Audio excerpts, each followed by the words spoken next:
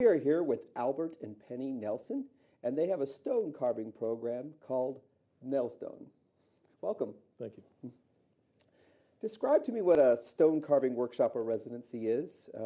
How are the children involved, and what is the process of designing and carving the stone? Well, we've been working on this for the last 25 years, and we feel like our main innovation was coming up with a way the kids could actually participate from the ground up. So they can take paper and do drawing, and once they've done that, we can transfer that to the stone. We do carving around all the images and make a grid of background so that they can take those out with hammers and chisels. As they knock those out, that becomes material to make necklaces and bracelets and that sort of thing. So they get a takeaway thing. The other innovation I think we came up with was having a lot of different stations within the workshop so that they can rotate. You can take a whole class of 30 kids, and not all of them are doing the same thing at the same time.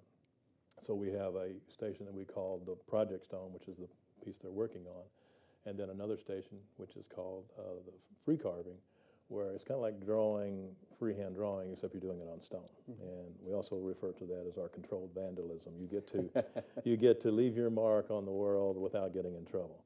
So they can carve their favorite ball teams, their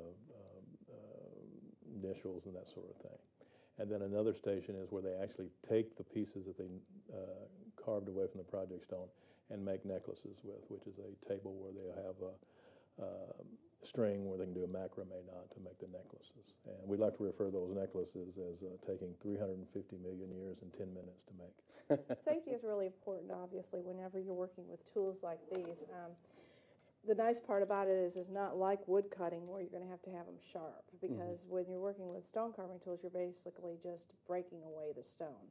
But we go over that heavily in the beginning. It's very important to us. Probably 10 minutes in instructions with safety tools, making sure that they're prepared. We provide goggles and the like. But as far as we're concerned, once we go over these rules with the kids, they're on board. I mean, they want to be just like the adults. So I'm a school, and I want to do a stone carving, but that's a very permanent addition to my school. What kind of objects do you create with the students at the school? The first thing we're going to do is we're going to assess your needs. Do you maybe need a sign for out front because you have nothing like that? And then we'll assess what's your time limit, what your time frame is, and who you want involved. Do you want the 5th graders maybe in an elementary school to be able to leave something to the school as they graduate? Or is it possible that maybe your 10th graders are working on a certain core content problem that they need to make sure that they are involved in? But you're exactly right. It is something, and this idea of working in stone has this feeling of permanence, and so we can work as small as doing a small marker that might mark a courtyard or and that sort of thing. Or we've done things for indoors like books or bookends for libraries.